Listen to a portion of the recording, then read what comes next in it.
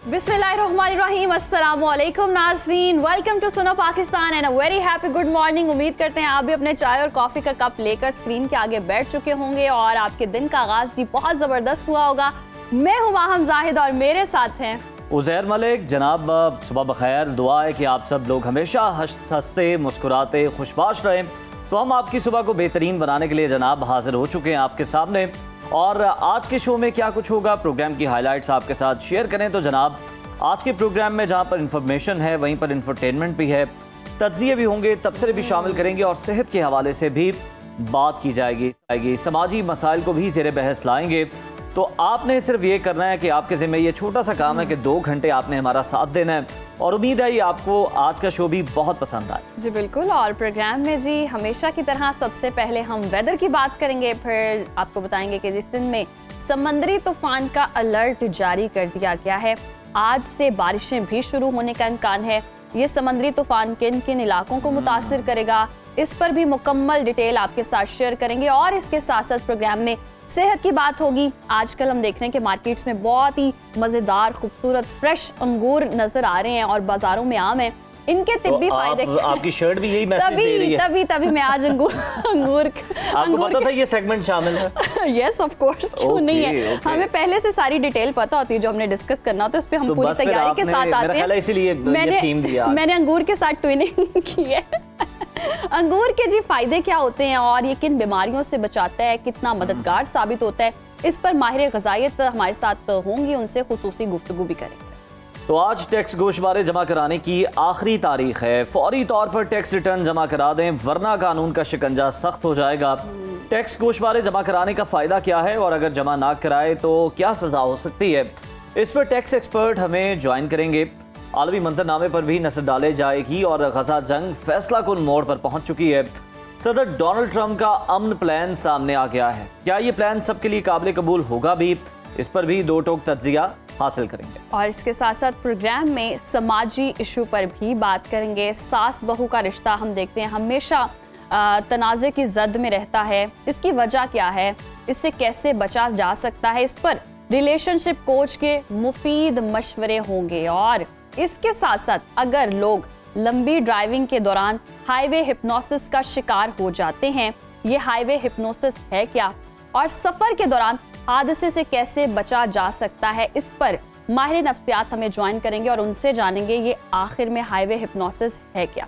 Programme में social media की बात ना हो और तो जनाब प्रोग्राम मुकम्मल ही नहीं होता। इस वक्त दुनिया में कौन सा टॉपिक है जो कि टॉप ट्रेंड बनी हुई है और लोग किस ट्रेंड को फॉलो कर रहे हैं, इस पर भी तफसीलात आपके साथ शेयर की जाएंगी। तो आइए प्रोग्राम का बाकायदा आगाज करते हैं।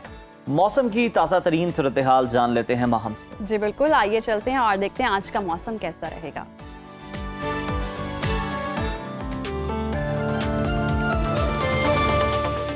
तो नाज़रीन, मुल्क के बेशतर इलाकों में मौसम गर्म और खुश्क रहेगा, ताहम जनूब मशरक़ी सिंध में मतला जुज़वी अब्र आलूद रहने का इम्कान है और चंद मकामात पर तेज हवाओं और गरज चमक के साथ बारिश हो सकती है।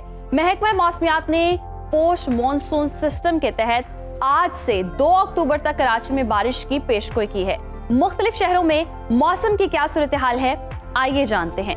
सबसे पहले बात करते हैं खूबसूरत पहाड़ों की सरजमीन गिलगित बल्तिस्तान की, जहां बेशतर इलाकों में आज सूरज और बादलों में आंख मचोली का सिलसिला जारी रहेगा।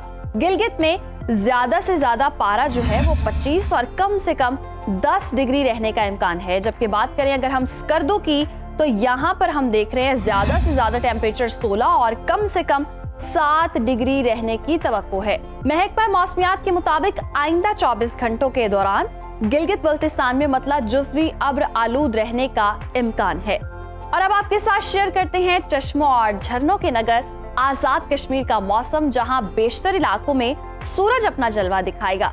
दारुल हुकूमत मुजफ्फराबाद लिए चलते हैं आपको और यहाँ पर हम देख रहे हैं कि ज्यादा से ज्यादा दर्जा हरारत 33 और कम से कम 18 डिग्री सेंटीग्रेड रहने का इम्कान है।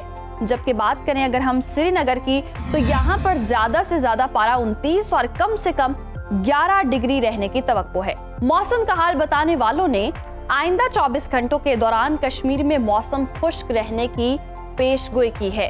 और अब बात करते हैं जी मेहमान नवाजों की धरती खैबर पख्तूनख्वा का जिक्र करते हैं, जहां पर हम देख रहे हैं कि बेशतर इलाकों में मौसम गर्म और खुश्क रहेगा। सूबाई दारुल हुकूमत पेशावर की बात करें तो यहाँ पर ज्यादा से ज्यादा दर्जा हरारत 36 और कम से कम 22 डिग्री रहने का इम्कान है।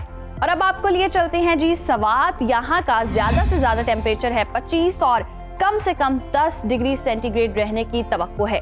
महकमा मौसमियात के मुताबिक आइंदा 24 घंटों के दौरान चित्राल, दीर, सवात और कोहिस्तान में मतला जुज़वी अब्र आलूद रहने का इम्कान है। और अब जिक्र करते हैं जी लहलहाते खेतों के देश पंजाब का, जहां हम देख रहे हैं कि बेशतर इलाके सूरज की लपेट में रहेंगे। सूबाई दारुल हुकूमत लाहौर की बात करें तो यहाँ पर ज्यादा से ज्यादा दर्जा हरारत जो है वो 37 और कम से कम 26 डिग्री रहने का इम्कान है। इस्लामाबाद लिए चलते हैं जी। इस्लामाबाद का ज्यादा से ज्यादा पारा 35 और कम से कम 22 डिग्री रहने की तवक्को है। और अब बात करेंगे जी औलिया के शहर मुल्तान की। यहाँ पर ज्यादा से ज्यादा टेम्परेचर 40 और कम से कम 27 डिग्री रहने का इम्कान है। महकमा मौसमियात ने आइंदा 24 घंटों के दौरान बहावलनगर, बहावलपुर और रहीम यार खान में कहीं कहीं बादल छाए रहने की पेशगोई की है।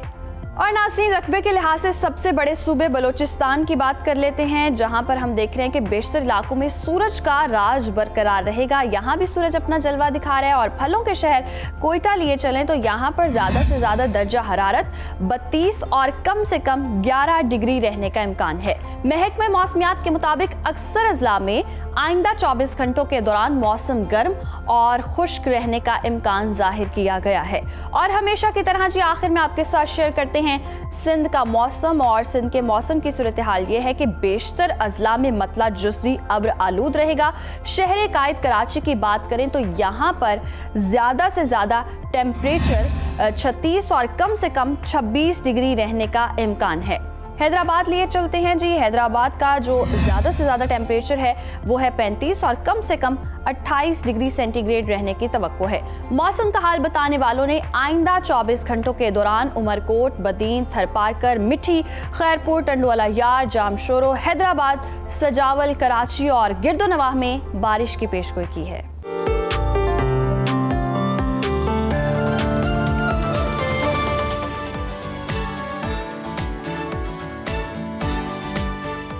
मुल्क भर में बारिशों का नया अलर्ट जारी कर दिया गया है और महकमा मौसमियात ने खबरदार किया है कि खलीज बंगाल में बनने वाला समुद्री तूफान बुहेरा अरब की जानिब बढ़ रहा है।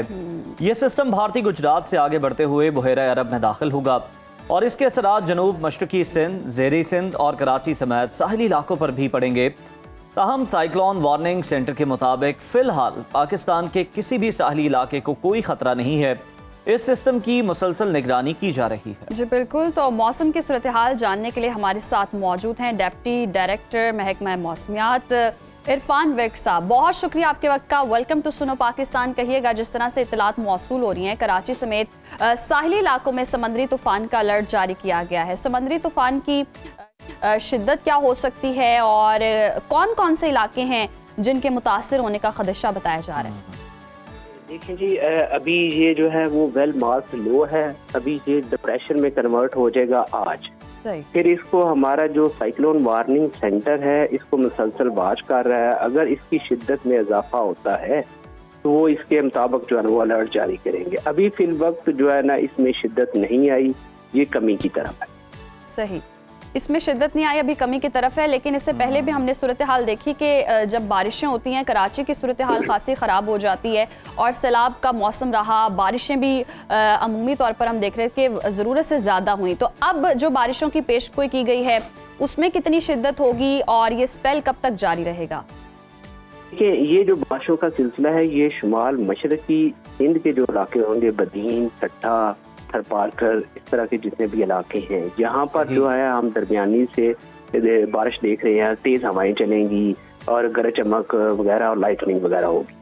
और इसके अलावा जो साहली पट्टी है वहाँ पर भी हम एक्सपेक्ट कर रहे हैं कि वहाँ पर भी जो है ना वो बारिश हो जाएगी। लेकिन ये स्पेल जो है, ये जो साइक्लोन जो बनने जा रहा है जो कि अभी नहीं बना, तो इसको हम मुसलसल वाश कर रहे हैं और इससे जो है बहुत ज्यादा जो है ना असर जो है ना वो डायरेक्टली ये हिट नहीं करेगा हमारे एरिया।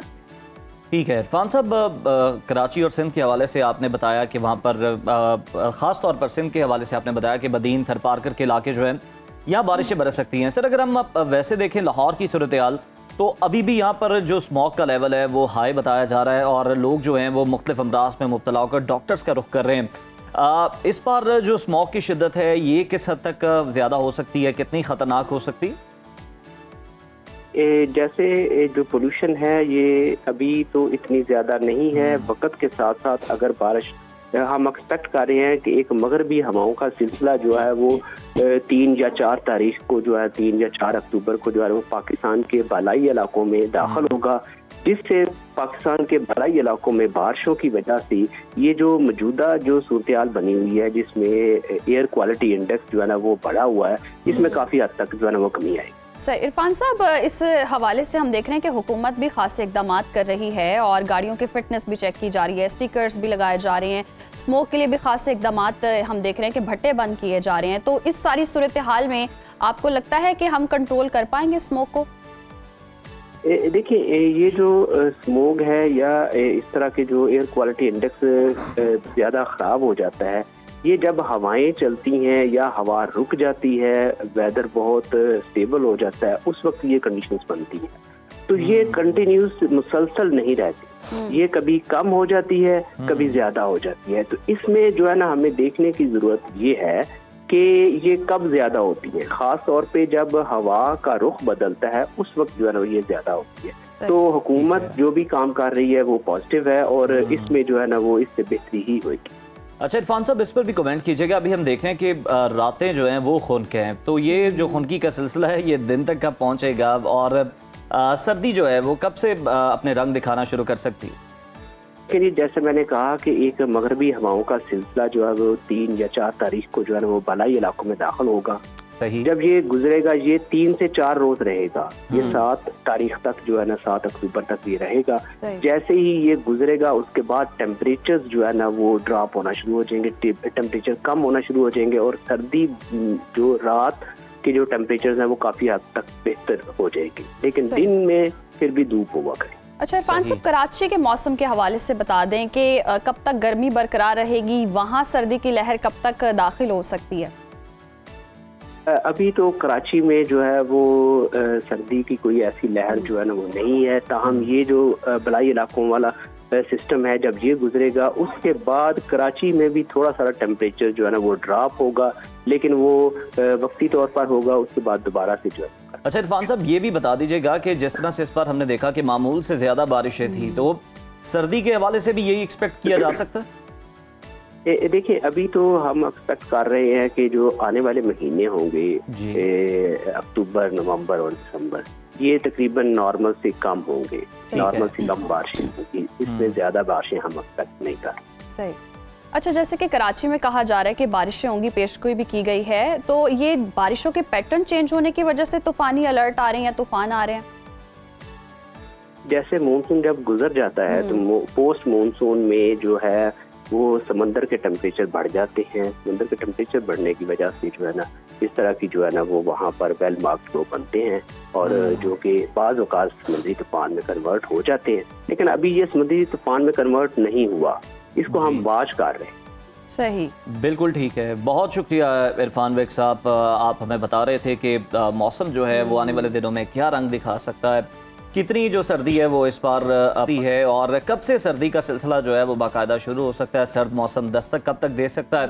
और बालाई इलाकों से जनाब ऑब्वियसली ये सिलसिला शुरू होगा 4 से 7 अक्टूबर के दौरान और उसके बाद हम उम्मीद कर सकते हैं कि हम तक भी पहुंचना शुरू हो जाएगा। जी बिल्कुल, आप सर्दी की दस्तक की बात कर रहे थे, तो कुछ और चीजें भी हैं जो पाकिस्तान में दस्तक दे रही हैं, तो मैंने कहा मैं आपको बता दूं। नहीं, वो दस्तक हाथ से दे रही है, पाँव से दे रही है, ये बताएं मुझे। वो आवाजों से दे रही है। ये तो मेरा भी गला करा।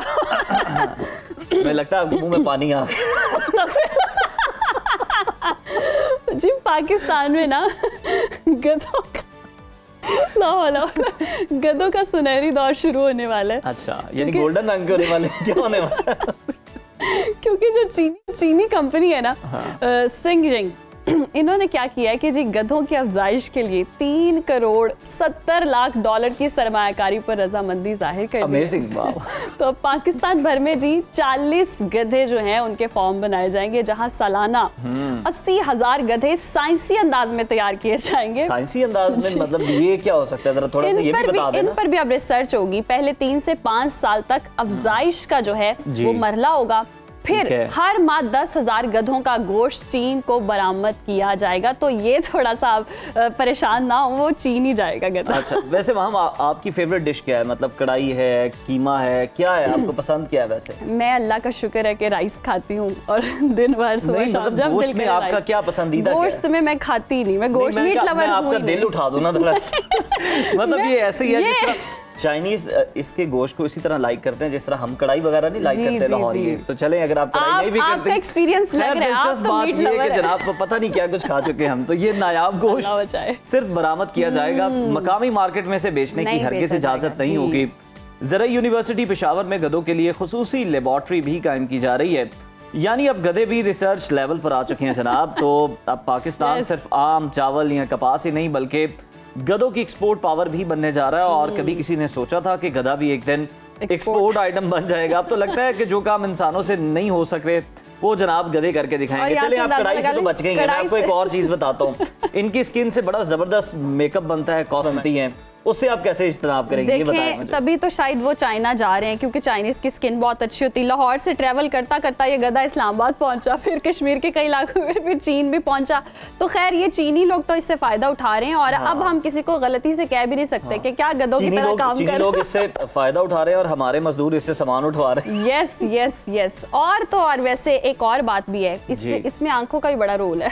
आंखों का भी बड़ा गधों के बाद अब हम ट्रेवल करके जाने लगे। आपने वो देखा कि गधों की आंखों के आगे वो लगा देते हैं पट्टियां ताकि वो इधर उधर ना भागे, सीधे ही भागे। मेरे पास एक और खबर है कि जी आज के दौर में हम देखते हैं कि बच्चों से लेकर जो बड़े हैं ना, हर दूसरा शख्स चश्मा लगाता है और मोबाइल स्क्रीन्स का बढ़ता हुआ इस्तेमाल जो है वो नींद की कमी, नाकिस ग़िज़ा और आलूदगी की वजह से आंखों की जो कमजोरी है वो बढ़ती चली जा रही है, वजूहात भी बढ़ती चली जा रही है। मगर अब जो परेशान होने की जो जरूरत परेशानी है यस, जो माहिर अमराज चश्म है ना, उन्होंने कहा है कि जी सादा सी मश्क है जो अगर रोज आप कर ले बाकायदगी से तो ना सिर्फ आपकी बीनाई बेहतर हो सकती है बल्कि चश्मे का नंबर भी कम किया जा सकता है।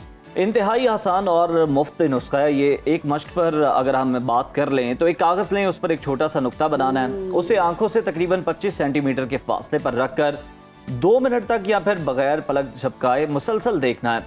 इस अमल को दिन में कम से कम आप 2 बार दोहराए तो रफ्ता रफ्ता आंखों के पट्टे मजबूत होते हैं, फोकस बेहतर होता है और बसारत में बेहतरी आ सकती है। मगर जैसे ही पलक झपक जाए ये मश्क खत्म समझी जाए। माहिरीन का कहना है कि कोई दवा या ड्रॉप ऐसा मौजूद नहीं जो बिनाई को फौरी तौर पर बेहतर बना दे। अलबत्ता ऐसी मशकें मुतवाज़िन ग़िज़ा और स्क्रीन टाइम में कमी आपकी आंखों की सेहत को नुमाया तौर पर बेहतर बना सकती हैं और आपकी जो आंखों की मसल्स हैं अब वो इससे बहुत ज्यादा स्ट्रॉन्ग हो सकते हैं, बेटर हो सकते हैं। यस, तो ये मश्क करनी चाहिए ताकि आप अपनी आंखों की हिफाजत करें और अच्छी अच्छी चीज़ें देख सकें और अपनी आंखों की सेहत के लिए जी ये मश्क बहुत ज़रूरी है। इसके साथ साथ नाजरीन एक और चीज़ है जी कि अगर आप चीन में हैं तो बहुत फ़ायदा हो सकता है आपको। मेरे पास आज सारी इंटरेस्टिंग खबरें और आपने नेल्स काट चाइना से जो है ना आपकी सारी खबरें आज। चाइना से खबरें। आपने नेल्स काट दिए? जी मैंने नेल्स काट दिए और वो ज़ाया भी कर दिए एवरी फ्राइडे। अगर आपके नाखून बड़े हुए हैं और अगर आप चीन में हैं तो काटने से पहले जरा सोच लें, क्योंकि ना अब 1 किलो नाखून काटने की बात हो रही है। आज उज़ैर किसी और ही मूड में, फनी मूड में। नहीं मैं मतलब थोड़ा सा वजाहत ले लेता हूँ ना आपसे कि मैं गलत ना समझ लूँ, परसीव ना कर लूँ इस तरह। नहीं, मैं वही कह रही हूँ कि सिर्फ नाखून काटने हैं, वो जो मीम्स वाला है ना कि सबका कटेगा, ऐसा कुछ नहीं है। नाखून काटने से पहले जी आपने देख लेना है, क्योंकि 1 किलो जो नाखून है उनकी कीमत है 150 युआन, यानी कि तकरीबन पाकिस्तानी 6,000 रुपए तक पहुंच गई है ये रकम।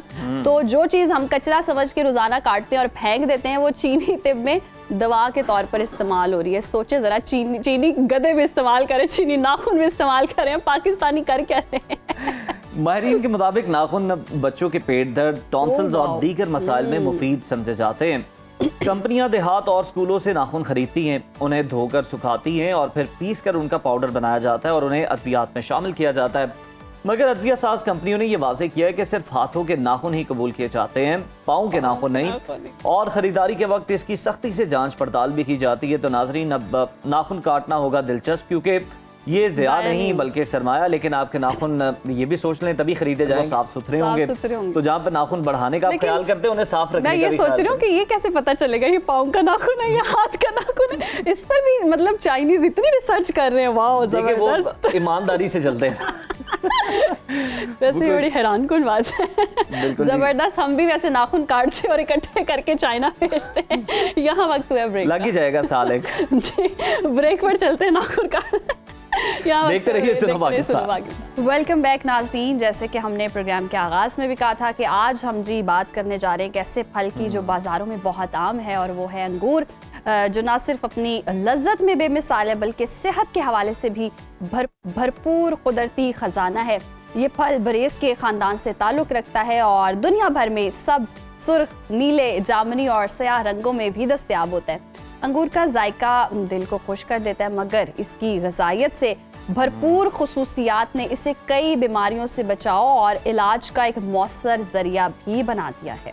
अंगूर को जन्नत का फल भी कहा जाता है, और मौसमी फल होने के बावजूद अंगूर का फ़ायदा हर मौसम में हम तक पहुँचता है, साल भर दस्तयाब भी रहता है। और आज के सेगमेंट पे हम अंगूर के उन तमाम तिब्बी फ़वाइद पर बात करेंगे जो हमारी सेहत पर गहरे असरात मुरतब करते हैं, और अंगूर किस तरह मुख्तलिफ बीमारियों से बचाव और इलाज में मददगार साबित हो सकता है।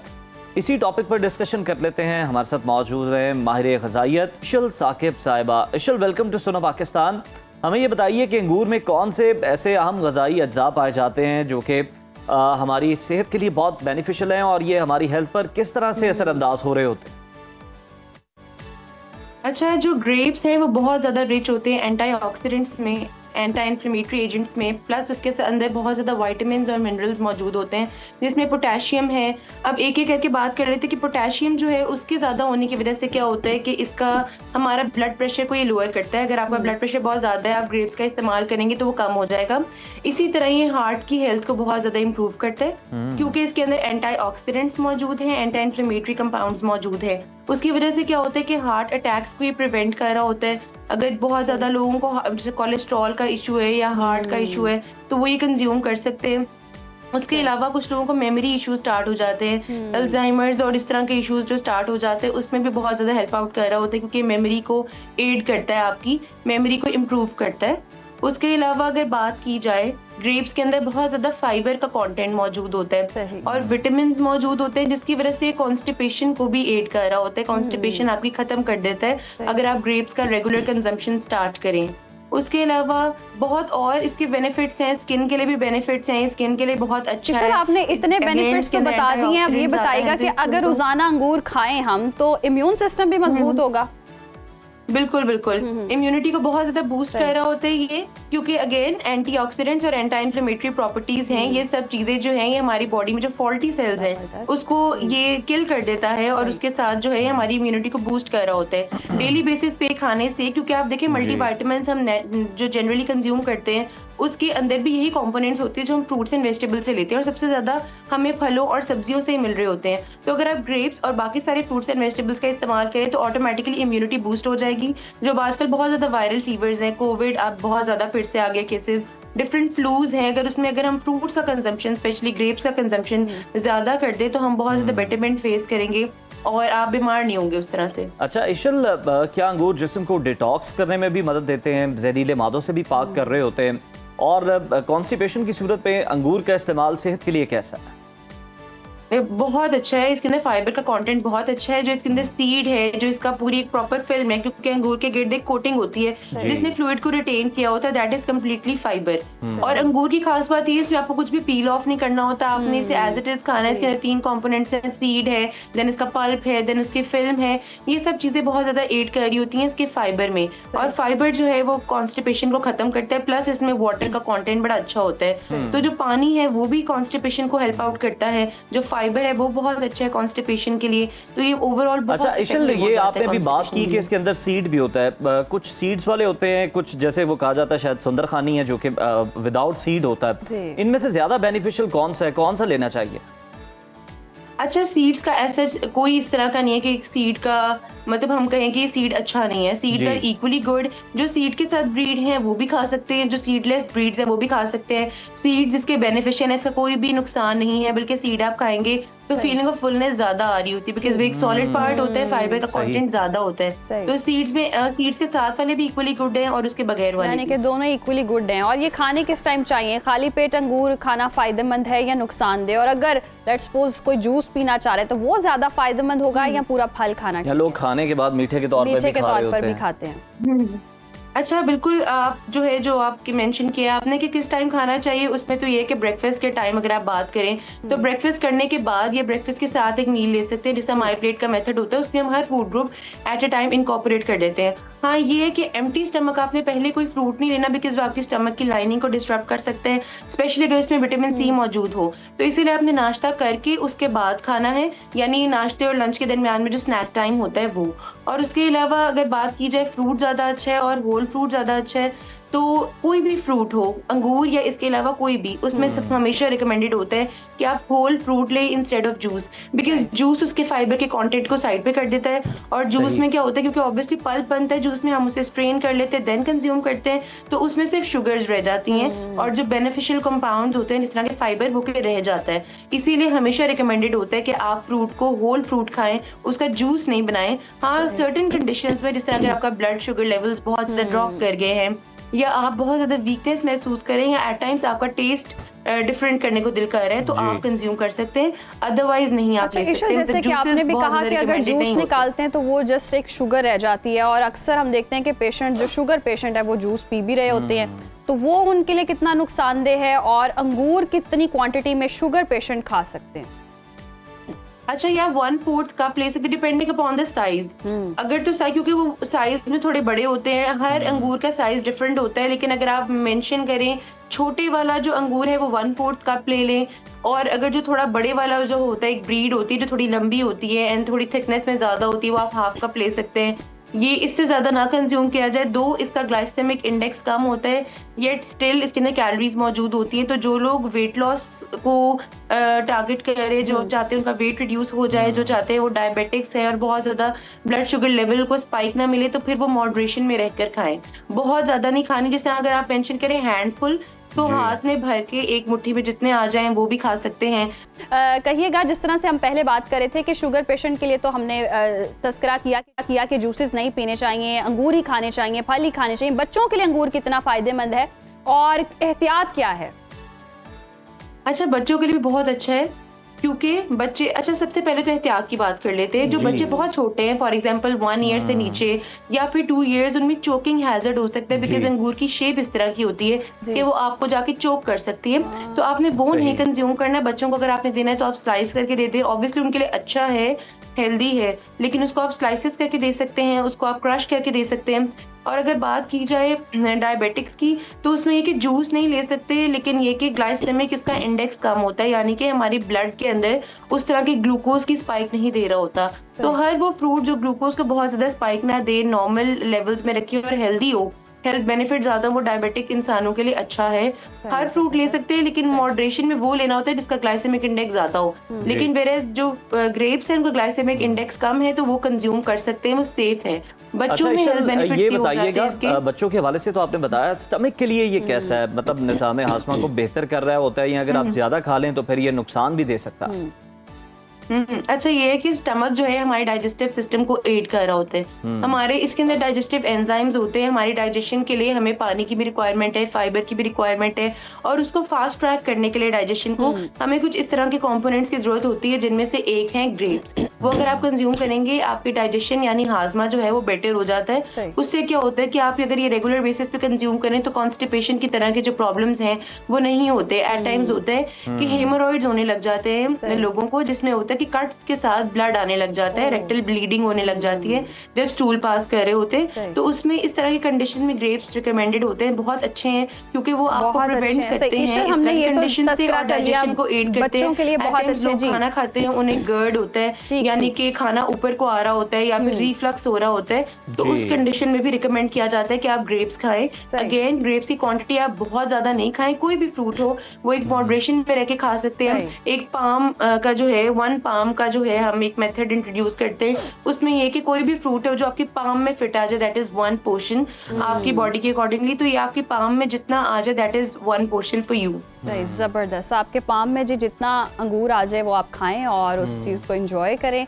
इशल हमारे साथ ही माहिर ग़िज़ाइयत और अंगूर के फ़ायदे भी बता रही थी और नुकसानात भी क्या हैं, और एज़ यूजुअल जैसे कि हम कहते हैं कि कोई भी चीज़ है वो एतदाल में खानी है। अंगूर फ़ायदेमंद तो हैं, अगर आप एतदाल में खाएंगे तो वो बेनिफिट आपको ज़्यादा देंगे। और इसके साथ साथ जो शुगर पेशेंट है वो भी जूसेस ना पिएं बल्कि अंगूर खाएं, और अंगूर खट्टे नहीं है, अंगूर आजकल मीठे आ रहे हैं, अच्छे मार्केट अच्छे खरीदें अगर आप तो अच्छे। मुझे लगता है आप शॉपिंग करके आई हैं, आपने सब्जियां फल खरीदे हैं। तो जनाब ब्रेक शामिल करते हैं, ब्रेक के बाद टैक्स से मुतालिक जो मामला है जनाब वो डिस्कस कर लेते हैं और आपको बता देते हैं कि आज आखिरी तारीख है, आपको क्या करना है। एक छोटी सी ब्रेक के बाद मिलते हैं, देखते रहिए सुनो पाकिस्तान। वेलकम बैक नाज़रीन। और ब्रेक पर जाने से पहले उज़ैर जी टैक्स के हवाले से बता रहे थे, तो पहले तो मैं आपसे पूछ लेती हूँ कि आपने टैक्स गोश्तवारे जमा करवाए? देखिए बतौर जिम्मेदार शहरी मैंने तो बहुत पहले के जमा करवा दी। मैं आप लोग हैं जो वेट कर रहे होते हैं कि तारीख एक्सटेंड होगी। मैंने भी करवा दी है, और नाजरीन के लिए भी हम बता दें कि आज आखिरी डेट है आज ज़रूरी जमा करवा दें, क्योंकि आज जो है वो टैक्स रिटर्न की आखिरी तारीख है। और FBR ने भी इस हवाले से जी 2 टोक अल्फाज में वाज़े कर दिया कि आखिरी तारीख में किसी किस्म की भी तौसी नहीं की जाएगी। और ये टैक्स गुजारों पर भी वाज़े कर दिया गया कि आखिरी तारीख तक रिटर्न फाइल न करने की सूरत में लेट फाइलर तस्वुर होंगे और उन पर कानून के मुताबिक जुर्माना भी लगाया जाएगा। और इसके साथ साथ हम देख रहे हैं कि साथ ही टैक्स दहिंदगान को भी हिदायत की गई है कि वो दुरुस्तगी और ईमानदारी के साथ कौमी जिम्मेदारी निभाएं और इनकम टैक्स रिटर्न जमा कराएं, ताकि किसी भी कानूनी कार्रवाई से बचा जा सके। और हैरत की बात यह कि 25 करोड़ की आबादी है और सिर्फ 50 लाख अफराद टैक्स रिटर्न फाइल करते हैं। और आप अंदाज़ा लगाएं, यही 50 लाख बाकी जो 24.5 करोड़ हैं उनका भी बोझ उठा रहे होते हैं। 5% लोग टैक्स देते हैं। गुज़श्ता माली साल में तनख्वाहदार तबके ने सबसे ज़्यादा 555 अरब रुपए का रिकॉर्ड टैक्स दिया, जबकि इसके मुकाबले में ताजर तबके ने सिर्फ 73 अरब रुपए ही टैक्स अदा किया।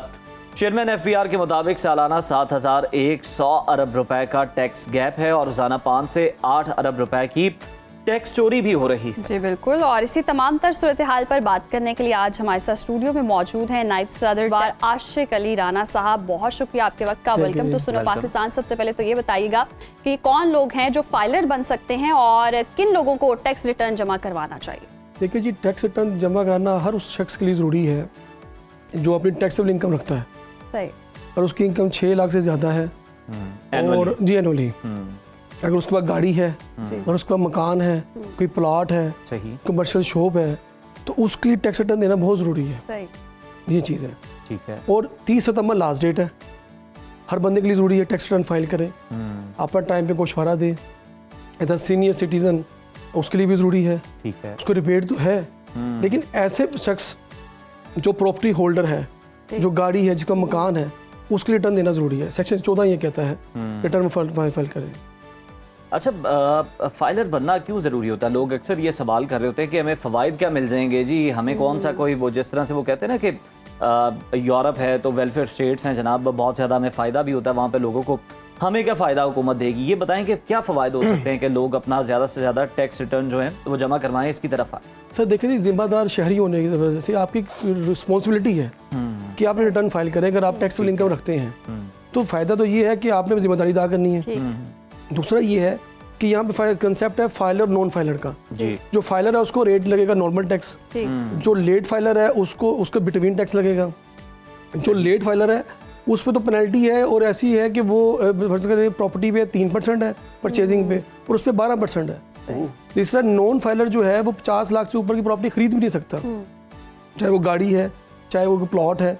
तो इसलिए फाइलर होना ज़रूरी है कि अगर आप इस मुल्क में रह रहे हैं एज आ जिम्मेदार शहरी है तो आपका ये कौमी फरीज़ा है कि अपना टैक्स रिटर्न दें और अपना गोशवारा दें और डिक्लेयर करें अपने एसेट्स को भी। वो तो एक जरूरी मैंडेटरी चीज़ है। तो आपने अवाम का फरीज़ा बता देना, इससे हुकूमत क्या फ़ायदा उठाती है? देखिए, कोई भी हुकूमत बगैर टैक्सेस के नहीं चल सकती। देखिए 50 करोड़ की आबादी जो हमारी है उसमें 50 लाख लोग टैक्स दे रहे हैं। 25 करोड़ की आबादी है, उसमें सिर्फ 5 मिलियन लोग टैक्स पेयर्स हैं, और इसमें भी वही लोग ज़्यादा टैक्स दे रहे हैं जो विद होल्डिंग, जिनका टैक्स डिडक्शन हो रहा है, एट सोर्स डिडक्शन हो रही है। जिनकी टैक्स डिडक्शन हो रही हैं, जो हमारे बिजनेसमैन तबका है वो या तो नील रिटर्न फाइल कर रहे हैं या बिलो टैक्स लिमिट जा रहे हैं। देखिए हम ये नहीं कहते कि टैक्स ना दें, हम चाहते हैं कि टैक्स के रेट्स को कम करें, उनको सिंगल डिजिट में लेकर आएं और टैक्स नेट को बढ़ाएं। यानी कि जैसे हमारे अभी इतने लोग हैं जिन जो टैक्स पेयर्स हम बना सकते हैं, हमने अदारा बनाया ब्रॉडनिंग ऑफ टैक्स बेस, हम उसको बढ़ाएं ताकि जो एग्जिस्टिंग टैक्स पेयर्स हैं उन पर बोझ ना डालें, हम नए टैक्स गुजार को इस नेट में लेकर आए ताकि ज्यादा ज्यादा टैक्स रेवेन्यू बढ़े। हमने क्या किया है, जो लोग ऑडिट शिकंजे में हैं उन्हीं पे हम गिरा तंग करते हैं, उन्हीं को निचोड़ते हैं, उन्हीं का ऑडिट होता है। देखें जिसने सबक याद किया उसको छुट्टी ना मिली। तो बात ये है कि जो दे रहे हैं, मैंने आप टैक्स रिटर्न फाइल करें, आप ही का ऑडिट में आ जाएगा, आप ही के बारे में पूछा जाएगा आपके बारे कहाँ से प्रॉपर्टी आई, आप अपने ट्रांजैक्शन का प्रूफ दें। वो लोग जो टैक्स फाइल ही नहीं कर रहे, हम चाह रहे हैं कि उनको नेट पे लेकर। ये भी है कि तरीका भी थोड़ा कॉम्प्लिकेटेड है, आवाम को शायद उस तरह से समझ भी नहीं आता। फाइलर बनने का तरीका कार क्या है, और अगर कोई गांव में बैठा एक परचून की दुकान खोल के बैठा है तो वो टैक्स फाइलर फिर कैसे बन सकता है, उसके लिए आसान। देखिए अगर वो परचून दुकानदार वहाँ बैठा हुआ है, अगर उसकी इनकम देखें एक लिमिट है 600,000 यानी कि 6 लाख तक अगर उसकी इनकम है तो वो टैक्स रिटर्न देना उसके लिए जरूरी नहीं है। ठीक। सेक्शन 114 ये कहता है इनकम टैक्स ऑर्डिनेंस 2001 का कि वो शख्स जिसके पास गाड़ी, मकान, 1000 सीसी के ऊपर गाड़ी, प्लॉट या ऐसी कोई वो उसका कोई फॉरेन ट्रिप है या उसको ऐसी कोई इनकम है जिससे वो उसकी इनकम नेट प्रॉफिट जो है वो 6 लाख से ज़्यादा है, चाहे वो किसी गाँव में बैठा हुआ है, चाहे वो लाहौर में बैठा हुआ है, उसने टैक्स रिटर्न फाइल करनी है। क्योंकि उस पर एक मैंडेटरी लॉ अबाइड हो जाता है कि उसने रिटर्न फाइल करनी है। इसमें ये है जब वो अपनी रिटर्न फाइल करेगा साथ उसने अपनी वेल्थ स्टेटमेंट भी देनी है जिसमें उसने अपने एसेट्स की डिक्लेरेशन करनी है, कोई लायबिलिटी उसके अगेंस्ट है वो भी उसने बतानी है। तो टैक्स रिटर्न देना होता ये है कि जो फाइनेंशियल ईयर क्लोज होता है वो 30 जून 2025 को हुआ। तो इनकम टैक्स ऑर्डिनेंस का सेक्शन 118 जो है वो ये कहता है कि हम आपको 90 डेज देते हैं फॉर फाइलिंग ऑफ रिटर्न्स। तो FBI ड्यूटी बाउंड है कि रिटर्न्स पोर्टल में अपलोड करने के लिए उसने 1 जुलाई को रिटर्न अपलोड करनी है जी। इस साल अनफॉर्चुनेटली ये हुआ कि रिटर्न का जो फॉर्म है वो IRS में आया 18 अगस्त को जी। It means 50 days late return जो पोर्टल में आई for filing of return for the taxpayers वो लेट लॉन्च हुई। उसके बाद आज की डेट तक यानी कल तक मैं बता रहा हूँ कि IRS में प्रॉब्लम आ रही है। जो एक सिस्टम है, हमने 12 दफ़ा कहा बार लेवल पे भी कि अपना IRS सिस्टम ऐसा रखें ताकि जो रिटर्न्स की जो ट्रैफिक का फ्लो होता है लास्ट डेज के अंदर IRS स्टक डाउन होता है। उसके अलावा ग्लिचेस आ रहे हैं, कभी फार्मूलाज लगाते हैं, कोई रेवेन्यू जो इसमें ठीक मेजर्स नहीं हो रही, पीछे डाटा प्रॉपर्ली अपलोड नहीं हो रहा। और इसी तरह जब आप रिटर्न्स फाइल करते हैं तो सबमिशन के बाद रिटर्न रिजल्ट में कुछ हो रहा रहता है, फीडिंग में कुछ हो रहा है, यानी कि ऐसे टेक्निकल इश्यूज हैं जो रिटर्न्स के अंदर प्रॉब्लम्स आ रही हैं। अच्छा आशिक अली राना साहब, हम तो चाहते हैं कि लोग ज़्यादा से ज़्यादा जो है वो रिटर्न फाइल करें और बिल्कुल टैक्स दें हुकूमत को, लेकिन ये बता दीजिएगा कि थोड़ा सा डर से काम लेते हैं ना कि लोग मतलब फिर बाद में कह रहे होते हैं कि पता नहीं मुझे ATM से इतने पैसे निकलवाने पे इतने पैसे क्यों पड़ गए हैं, मेरा टैक्स जो है इतना क्यों कटा है, और दीगर मामला जो हैं उनमें बहुत ज़्यादा जो है सख्ती हो जाती है जो नॉन फाइलर हैं। तो बताइएगा नुकसानात क्या क्या हैं लोगों के लिए जो नहीं फाइल कर रहे हैं। सर देखें, जो नहीं फाइल करेगा एक तो ये है कि उसको पेनल्टीज जो सेक्शन 182 कहता है कि अगर पेनल्टी 100,000 जो है 1 लाख पेनल्टी है, और जो टैक्सेस जो उसका पेबल होगा उसमें भी काइबर रेट के मुताबिक उस पर टैक्स चार्ज होगा। और दूसरा ये है कि जो रिटर्न फाइल नहीं करेगा वो लेट फाइलर हो जाएगा, अगर लेट फाइल करेगा तो नहीं फाइल करेगा तो इनएक्टिव हो जाएगा और वो नॉन फाइलर में आ जाएगा। तो जाहिर है जब वो एक चीज़ हम आप दे रहे हैं इसी चीज़ का 3% टैक्स वो दे रहा है, 12% टैक्स दे रहा है, और उस पर जो फॉरेन ट्रैवल के लिए पाबंदियाँ भी हैं, उसके अकाउंट में भी इसी पैसे भी वो अपना अटैचमेंट हो सकती है, उसकी प्रॉपर्टी को कन्फिस्केट किया जा सकता है, उसकी जो ऐसी जो प्रॉपर्टी जो उसने डिक्लेयर नहीं की हुई उस पर टैक्स लग सकता है। तो इन हवाले से टैक्स रिटर्न देना सबको चाहिए। टैक्स रिटर्न देना आपका फॉर्म बड़ा पेचीदा है, वो तो पढ़ा लिखा बंदा भी थोड़ा परेशान हो जाता है फॉर्म फिल करते हैं, तो आसानी असल इसमें इशू ये है कि फॉर्म पेचीदा इसलिए है कि आए रोज हम तजर्बात इसमें कर रहे हैं, यानी कि आज 78 ईयर्स हो गए पाकिस्तान बने हुए, हर साल नई रिटर्न्स होती हैं। हम ये कहते हैं एक गोशवारा अगर आपने दे दिया तो उसको एक पैटर्न पे चलने दें। उसको होता है कि हम अभी तक IRS से जो है ना वो एक वायरस बना हुआ है, उससे ये बिलीव कर रहे हैं कि इतने लोग परेशान हैं टैक्स कंसल्टेंट्स और टैक्स पेयर्स कि हम एक डाटा फीड करते हैं, उसको अपलोड करते हैं, ग्लिचेस उसमें आ रहे हैं, प्रॉब्लम्स में, फार्मूलाज में।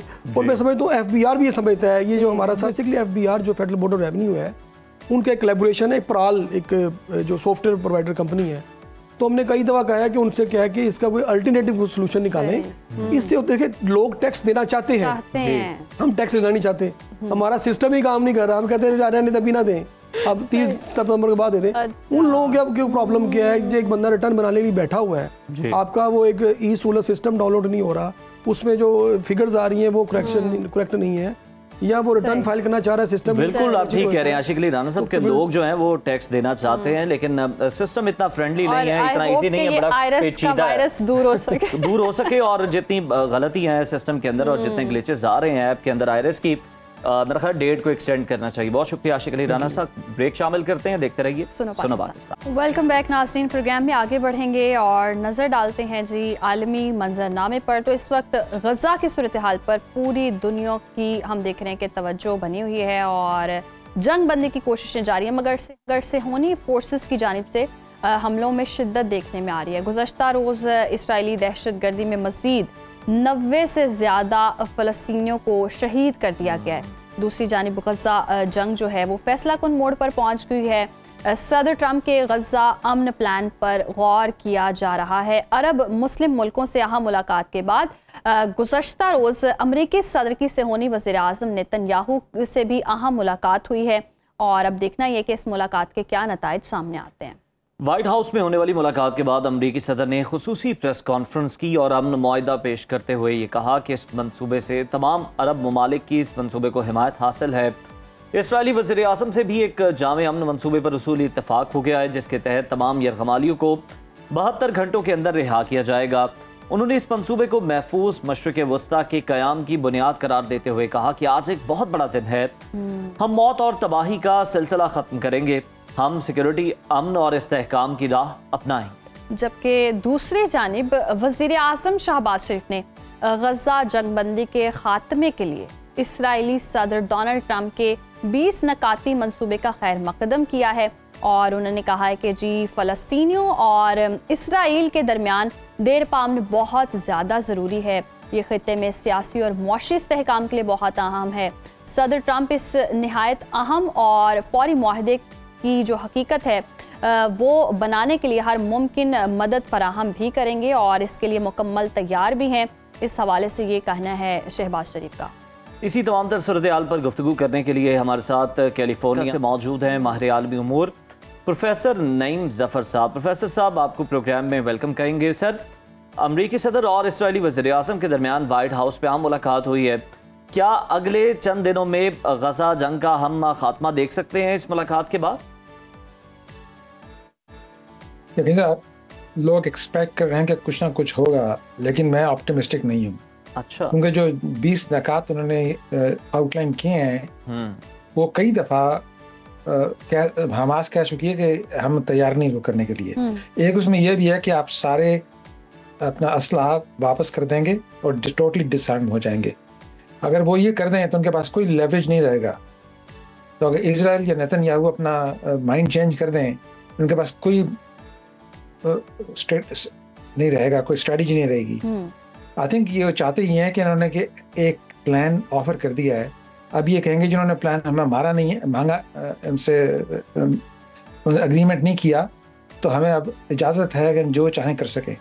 So this could be A trap कि वो अपने आप को जब हमास रिजेक्ट करेगी तो गाजा में जो हो रहा है उसको जारी करते रहेंगे और ज़्यादा शहादात और ज़्यादा मुश्किल कर देंगे वो फ़लस्तीनियों के लिए। अगर हो भी गया, अगर वो एक्सेप्ट हो भी गया, तो इंटरम एक जो बॉडी जो गवर्न करेगी उसका इंचार्ज कौन है? प्रेसिडेंट ट्रंप होंगे।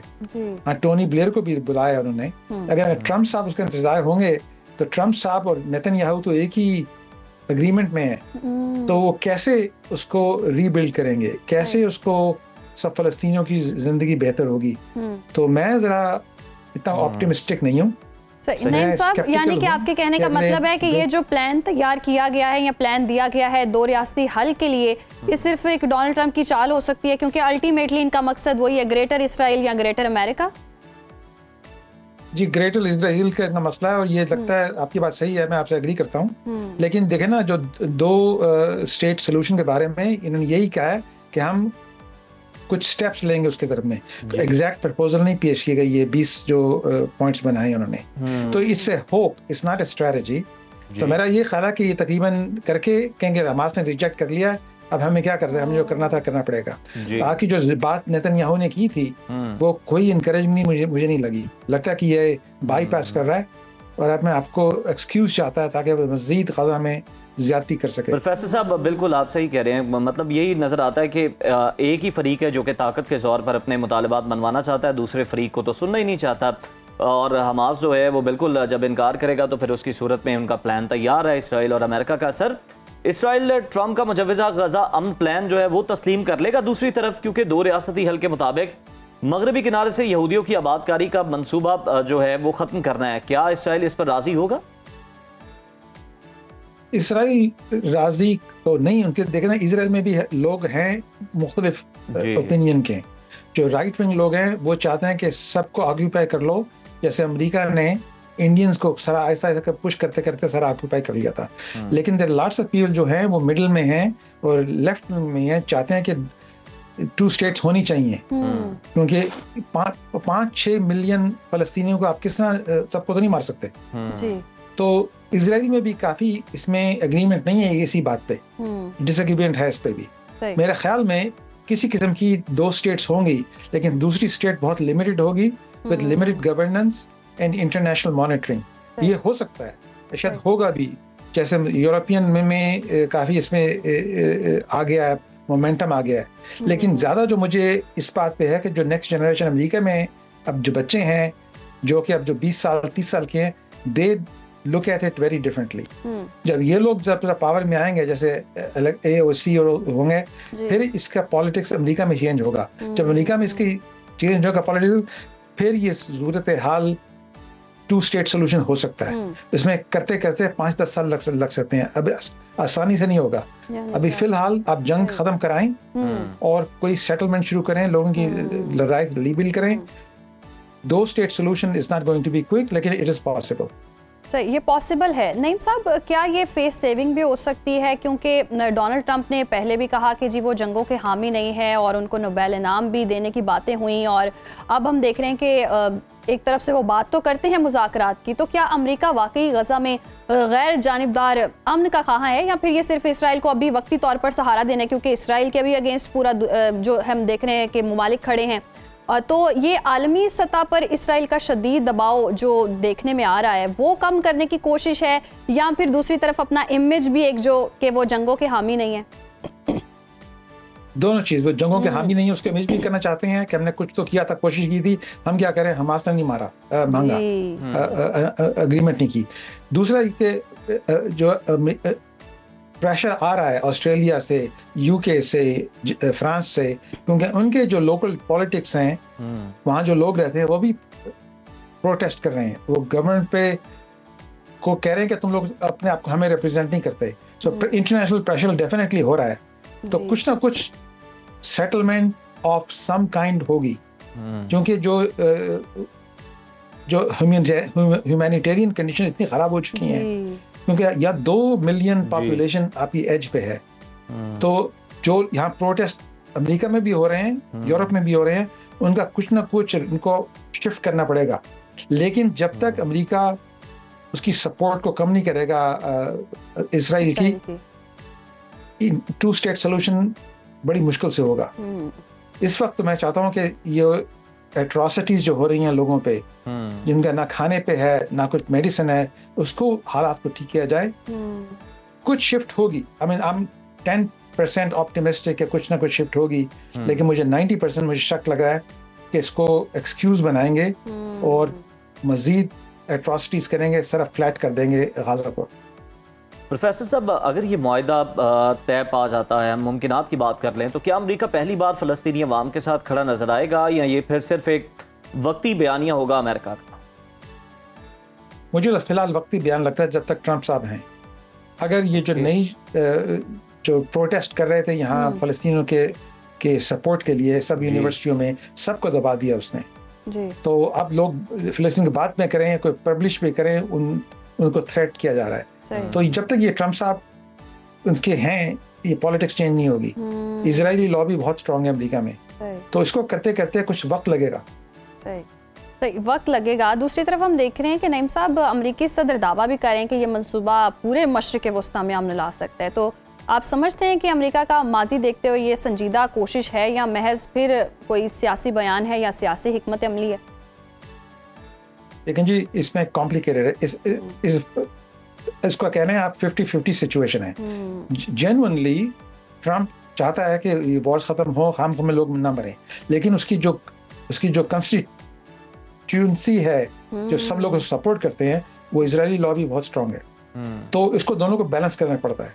तो चाहता है कि किस तरह से ये कम हो जाए, अट्रॉसिटी खत्म हो जाए, लेकिन इजराइल के खिलाफ जाना ट्रम्प के लिए बहुत मुश्किल है इस वक्त। तो इसमें बिल्कुल यानी कि he is not just faking it, he wants to have some solution, he wants to have peace, but it's not easy for him to pull this off because there's a lot of pressure internally as well as internationally.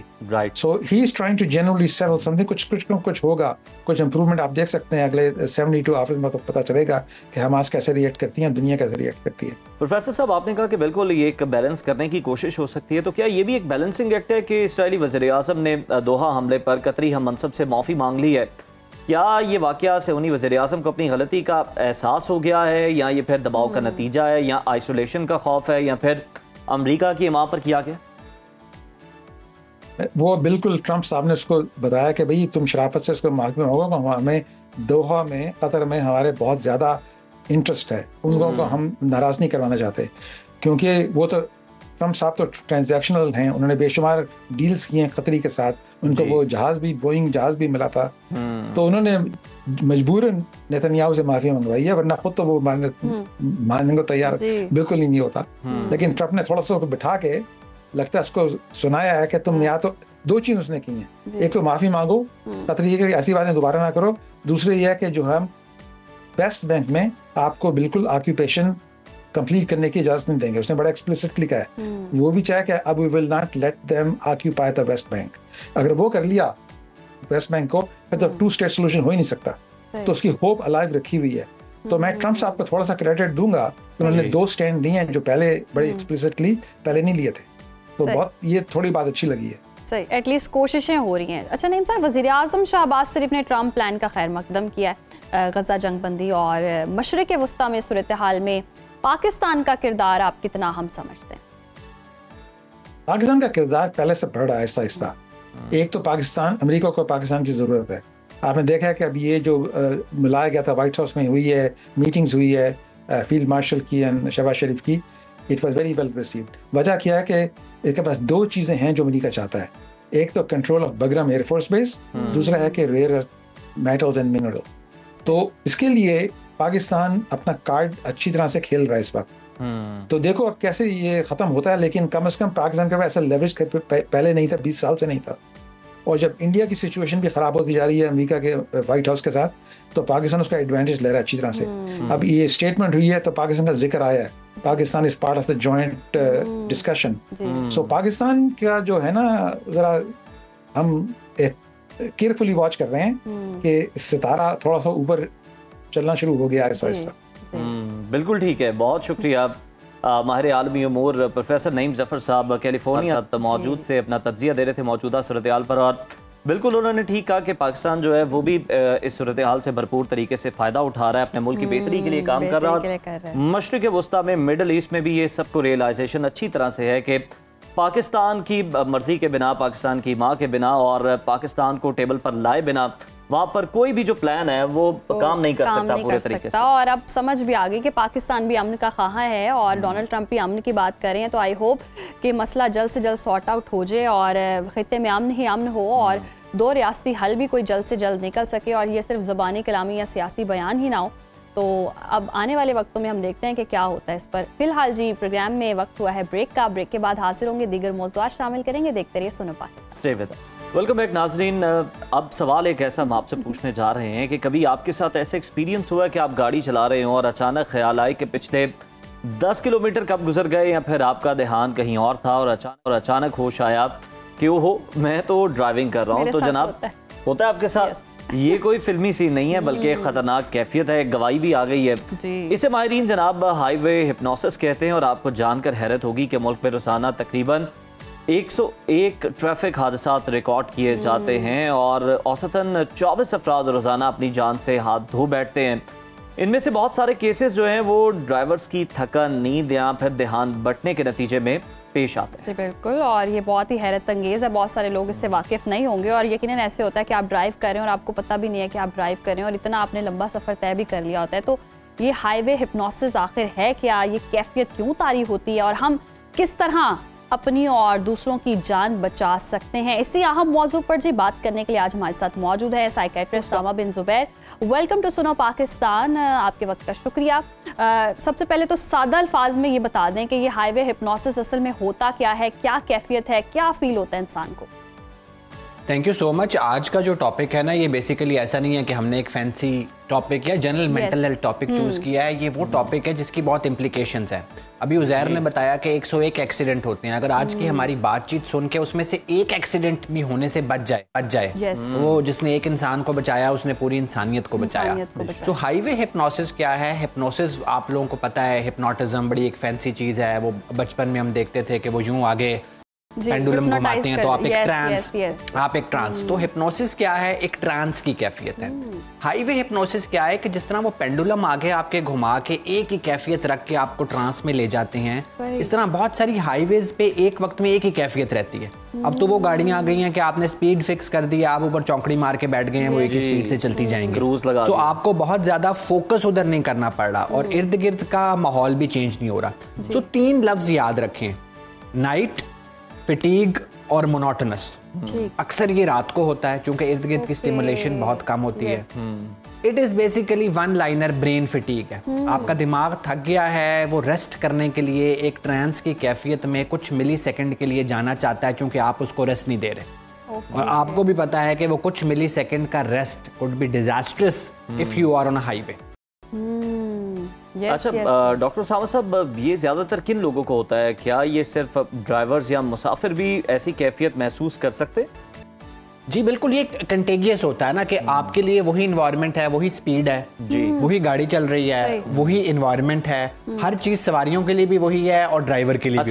Doctor साहब, यही फिर वजह है कि हम देखते हैं कि लाहौर से इस्लामाबाद या इस्लामाबाद से लाहौर या लंबा कोई सफर है तो हम देखते हैं कि कुछ लोग जो हैं वो ये प्रेफर करते हैं कि वो जीटी रोड से जाएं ना कि मोटरवे से। वो कहते हैं हमें मोटरवे पे नींद आ जाती है। जी बिल्कुल, बहुत अच्छा। आपके सवाल के 2 पहलू हैं। एक पहलू तो जो हमने आगे डिस्कस करना था वो हम यहीं कर लेते हैं रेमेडी में। जीटी रोड पे चीजें चेंज हो रही होती हैं, कोई खोता निकल कर सामने आ गया, कोई मोटरसाइकिल आ गई, आप अलर्ट रहते हैं, एकदम शहर की कैफियत आ गई, एकदम फसलें आ गई, इन्वायरमेंट चेंज रहती है, मोड़ आ गए, खड्डे आ गए, आप बहुत ज्यादा इन्वॉल्व रहते हैं ड्राइविंग में, तो हिप्नोसिस का चांस कम है। दूसरा, आपने लफ्ज यूज किया स्लीप। याद रखें, सोने और हाईवे हिप्नोसिस में फर्क है। ठीक। सोने में फिर भी कुछ स्टेजेस आती हैं कि आप पहले हल्के से ड्राउजी होंगे, फिर नींद का झोंका आएगा, आप उसमें जाएंगे, आंखें बंद होंगी। इसमें आपकी आंखें खुली होती हैं, सिर्फ कुछ मिली सेकेंड के लिए आपका ब्रेन स्विच ऑफ कर जाता है। So they are 2 different things, highway hypnosis और स्लीप। यानी कि जो नींद है वो थकन की वजह से आती है, वो नॉर्मल मतलब वो डिफरेंट है, और हिप्नोसिस बिल्कुल अलग एक सिनेरियो होता है जिसमें आप खो जाते हैं, आप गुम हो जाते हैं और आपको ख्याल ही नहीं रहता कि आप ड्राइव कर रहे हैं। आप जोन आउट, देखिए sleep is something else, zoning out is something else. Sleep में आपको कोई जगा सकता है, आपका यूं सर हिलता हुआ किसी को नजर आएगा, आपके साथ कोई बैठा है उसको आपकी आंखें बंद होती नजर आएंगी। तो क्या ये सिर्फ लंबी ड्राइविंग या आप लंबे रूट पे जा रहे हैं तो ही पॉसिबल है, या शहर के अंदर भी मुमकिन हो सकता है कि बस आप ड्राइव पे निकले और ऐसे कुछ आपकी सिचुएशन हो? अमूमन ना कुछ लिमिट होती है। रिसर्च बेस अगर बात करें, मेरी कोशिश होती है कि रिसर्च बेस बात की जाए कि अराउंड 3 आवर्स तक आपके ब्रेन की लिमिट है कि 3 घंटे की ड्राइविंग आपके दिमाग को नहीं थकाती। उसको अगर आप 3 घंटे के बाद नैप ले रहे हैं, फिर नए सिरे से वो 3 घंटे का साइकिल शुरू हो रहा है, तो आपकी आफियत है।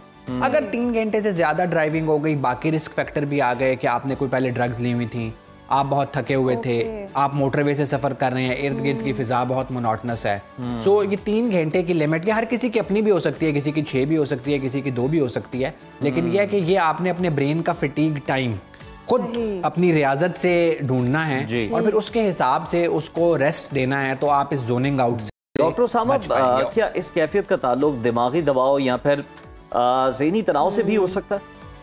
जी बिल्कुल, देखिए अगर आप बहुत ज़्यादा स्ट्रेस क्या होता है कि आपका दिमाग एक ऐसी चीज़ से लड़ रहा है जिससे लड़ने में कोई फ़ायदा नहीं है ना, एंजाइटी है, स्ट्रेस है, खौफ है। सो अगर आपका दिमाग वहाँ भी इन्वॉल्व है, ड्राइविंग में भी इन्वॉल्व है, तो वो जल्दी थक जाएगा, फिर वो जल्दी जोन आउट करेगा। सो अगर वैसे आपने 3 या 4 घंटे में जोन आउट करना था, आप किसी वजह से बहुत स्ट्रेस्ड हैं, तो आप मोटरवे पे लाहौर से निकले हैं, तो आप सुकेकी के पास ही हो सकता है जोन आउट करना शुरू करना।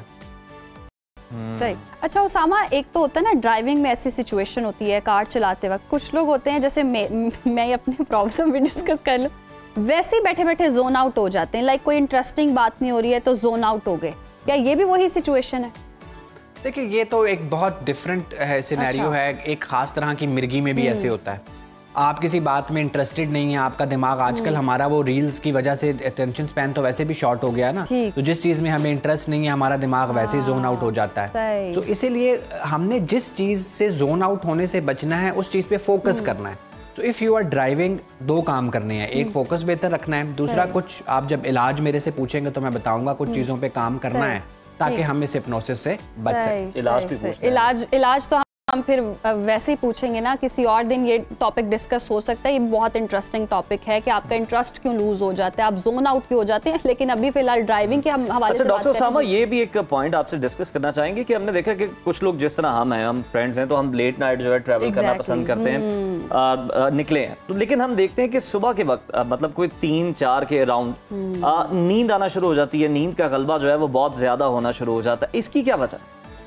देखिए ये बात आपको समझनी पड़ेगी कि जब आप नेचर के अगेंस्ट जाएंगे तो टोल टैक्स देंगे, ठीक है। अल्लाह ताला ने दिन जो है वो काम के लिए बनाया है, ट्रैवल के लिए बनाया है, जागने के लिए बनाया है, रात आराम के लिए बनाई है। फिर अगर आप 12 बजे निकले हैं तो 3 बजे के अराउंड वो टाइम आ गया ना कि अब आपका दिमाग फटीग हो रहा है, अब उसको रेस्ट चाहिए। सो अव्वल तो आप नाइट ड्राइविंग को अवॉइड करें, लेकिन अगर नाइट ड्राइविंग इनएविटेबल है तो फिर आप behave like truck drivers other than cannabis. Truck driver बहुत कैनबिस, तो वो फिर ड्राइवरों वाली चाय भी पीनी चाहिए, ट्रक ड्राइवरों वाली चाय पिए तो ये इससे भी बच सकते हैं। मैं उसी पे आ रहा था कि आपको चर्च के अलावा बाकी वो सारे काम करने चाहिए जो ट्रक ड्राइवर करते हैं। ट्रक ड्राइवर मेरे खिलाफ ही ना हो जाए ये सेगमेंट देख के। तो वो जो सारे काम करते हैं, कड़क चाय पीते हैं, कैफिनेटेड ड्रिंक्स पीते हैं, आप कोई कैफिनेटेड ड्रिंक आपकी गाड़ी में पड़ी हो, वो थोड़ी देर के बाद नैप्स लेते हैं, उनको बहुत स्टैंडर्ड का होटल ना भी मिले वो थोड़ी देर के लिए 2 घंटे वहां पे सो जाएंगे एक चारपाई पे, ठीक है। तो ये वो सारी चीजें हैं जो आपको भी करनी चाहिए अगर रात की ड्राइविंग आपके लिए इनएविटेबल हो गई। तो अब एहतियात भी बता दें, इसका हल क्या है, इससे बचा कैसे जा सकता है? देखिए बहुत सारी चीजें तो हमने डिस्कस कर ली कि नाइट ड्राइव अवॉइड करें, जीटी रोड पे आएं, 3 घंटे के बाद नैप ले लें, कैफिनेटेड ड्रिंक इस्तेमाल करें, दरमियान में बहुत ज्यादा खाएं ना। जब आप बहुत ज्यादा खाते हैं तो आपका पैरासिम्पैथेटिक नर्वस सिस्टम भी एक्टिवेट होता है और सारी ब्लड सप्लाई मैदे की तरफ आ जाती है, तो दिमाग के जोन आउट होने का चांस बढ़ जाता है। अगर आप मेरी तरह पुराने गानों के शौकीन हैं, गज़लों के शौकीन हैं, तो वो ना सुने, शोर वाले पॉप म्यूजिक सुने। फिर हमारे एक दोस्त के दोस्त हैं, उन्होंने एक तरीका बताया था, उन्होंने कहा जी कि मैं जब जाता हूँ रात को ड्राइव करता हूँ तो अपनी बेगम को कहता हूँ हर आधे घंटे के बाद मेरे बाल खींचने। 2 फायदे होते हैं कि एक तो जो घर जाके उन्होंने लड़ाई करनी होती है वो लड़ाई वो गाड़ी में ही हो जाती है और मैं जागता भी रहता हूँ। सो एक ये मामला है। दूसरा ये है कि ड्रग्स का इस्तेमाल बिल्कुल ना करें, थोड़ी देर के लिए वो चर्च का सिगरेट आपको जगाएगा, फिर वो ज्यादा सुला देगा। दूसरा सबसे अहम, गाड़ी का हीटर और एसी, बहुत ज्यादा हीटर तेज चल रहा हो, बहुत ज्यादा एसी चल रहा हो, आपने वो बटन दबाया हो कि बाहर की हवा नहीं आएगी, अंदर की सर्कुलेट करेगी, तो वो भी प्रॉब्लम करेगी। बहुत आप थक गए हैं, वैसे हम अवॉइड कराते हैं कि आप किसी को कॉल करें, लेकिन अगर आपका ब्लूटूथ वाला फोन है तो आप किसी को थोड़ी देर के लिए कॉल कर सकते हैं। बहुत सी जगहों पे रेस्ट एरिया बने होते हैं, आप थोड़ी सी साइड पे ब्रेक लगा के 15-20 मिनट का पावर नैप ले सकते हैं, क्योंकि जो कॉन्सिक्वेंसेस है ना वो बड़े डिजास्टर्स है। और बहुत सारे लोग च्युइंगम खा रहे होते हैं जिसकी वजह से नींद भाग। जी। आपने अपने आप को लम्हाए मौजूद में रखना है, आपका फोकस उधर रहना है, वो च्युइंगम खाने से भी। चूंकि मैं बार बार ये बात कर रहा हूँ कि अगर स्लिप आप हो गए तो अभी चूंकि मैं इस पे ना रिसर्च बड़ी मुश्किल है कि जो एक्सीडेंट हुआ वो वाकई स्लीप की वजह से था, हिप्नोसिस की वजह से था, बाद में प्रेडिक्ट करना मुश्किल है। लेकिन हमारा अपना ये ख्याल है कि बहुत सारे जो एक्सीडेंट्स हैं, जो फेटल एक्सीडेंट्स हैं जिनमें अमवात होती हैं, वो सोने की वजह से नहीं होते, वो हाईवे हिप्नोसिस की वजह से होते हैं। सही, बिल्कुल ठीक है। बहुत शुक्रिया आपका डॉक्टर उसामा बिन जुबैर साहब हमारे साथ मौजूद थे और आज हमने हाईवे हिप्नोसिस को समझा है, आपको बताया भी है और आपको ये भी बताया कि आप किस तरह इससे बच सकते हैं, खुद को महफूज रख सकते हैं। क्योंकि ये बहुत ज्यादा जरूरी है और नींद में और हाईवे हिप्नोसिस में फर्क है, बहुत गहरा फर्क है और आपने इसको समझ। और मैं उज़ैर देख रही थी कि अब बहुत सारे लोग डिफरेंशिएट कर सकेंगे जो ड्राइव कर रहे होते हैं, और उनको आइडिया हो जाएगा कि मेरे दिमाग की कैपेसिटी क्या है और किस लेवल पर जाकर मुझे हाईवे हिप्नोसिस होता है और किस लेवल पे जाकर जी मुझे नींद आती है। तो आपने अपनी नींद पूरी करनी है, रात के वक्त यकीनन ड्राइव ना करें, और जितनी भी एहतियात बताई है डॉक्टर उसामा ने वो सारी एहतियात भी करें ताकि खुद को भी बचाएं और दूसरों को भी बचाएं। और अभी हम मेरे ख्याल से ब्रेक पर जाएं, इतना वक्त बचाएं और ब्रेक पर जाएं। ब्रेक के बाद हाजिर होते हैं, देखते रहिए सुनो पाकिस्तान। वेलकम बैक नाज़रीन, और आज हम प्रोग्राम में बहुत ही अहम मौजू जो है वो डिस्कस करने जा रहे हैं, और वो है जी सास बहू का रिश्ता, और इसमें खावंद क्या रोल प्ले कर सकता है, और ये एक छत के तले दो औरतें कर सकता है जी, एक ही औरतें भी होती हैं, एक ही छत के तले जी दो औरतें होती हैं। एक माँ और जो बरसों के साथ जी तजर्बे और रिवायात का बोझ लिए बैठी होती है, और दूसरी तरफ हम देखते हैं कि जो बहू होती है नई नई उम्मीदों और ख्वाबों को लेकर अपने घर में दाखिल होती है, नया नया आगाज़ होता है उसका, मगर अफसोस ये है कि उस घर में फिर ये रिश्ता जम नहीं पाता, उस तरह से मोहब्बत पैदा हो नहीं पाती, कहीं ना कहीं तनाव रहता है, बदगुमानी रहती है, और इस मैदान में हम देखते हैं कि कहीं ना कहीं अना का मसला भी रहता है। तो सास कहती है जी बहू मेरी इज्जत नहीं करती, बहू कहती है ये सास मुझे कबूल ही नहीं कर पा रही है जिस तरह से, ना बेटी, वैसे तो सासें कहती हैं कि ये तो बस मेरी जो बहू है ना ये बेटी की तरह है, और जो बहू होती है वो कहती है माँ ही होती है। तो ये तनाव हमेशा हम देखते हैं, और इसमें पिस्ता के कौन है, वो शौहर है या बेटा है, वो खामोशी से बेचारा यहाँ तो खामोश तमाशाई बना होता है, या फिर कभी कभी वो पंचायत में बैठ के फैसले भी उसको करने पड़ते हैं, और वो बैलेंस नहीं कर पाता। तो सवाल ये कि क्या ये रिश्ता अज़ल से ही ऐसा है, या फिर हमने खुद इसमें बिगाड़ पैदा किया है? क्या एक साथ खुशी से रहा जा सकता है, या फिर अलग रहने में ही भलाई है, या सिर्फ थोड़ी सी मोहब्बत, बर्दाश्त और समझबूझ से रिश्ता संवर सकता है? आज इन्हीं अहम सवालात पर बात करने के लिए हमारे साथ स्टूडियोज में मौजूद है मारूफ रिलेशनशिप कोच एजाज बुखारी साहब। एजाज बुखारी साहब, welcome to Suno Pakistan. Sir, सबसे पहले हम आपसे जानना चाहेंगे कि सास बहू का ये जो तनाज़ा है बरसों से चला आ रहा है, एक मुआशरती रिवायत बन चुका है, इसकी नफ्सियाती वजूहात आप क्या समझते हैं? देखिए, बुनियादी तौर पर जिस तरह अभी मैम ने भी बात करते हुए कहा कि जमने की बात की जम जाना, देखिए जब भी किसी रिश्ते को आप कहते हैं ये रिश्ता जमे, तो उसके इर्द गिर्द जमाने वालों का होना ज़रूरी होता है।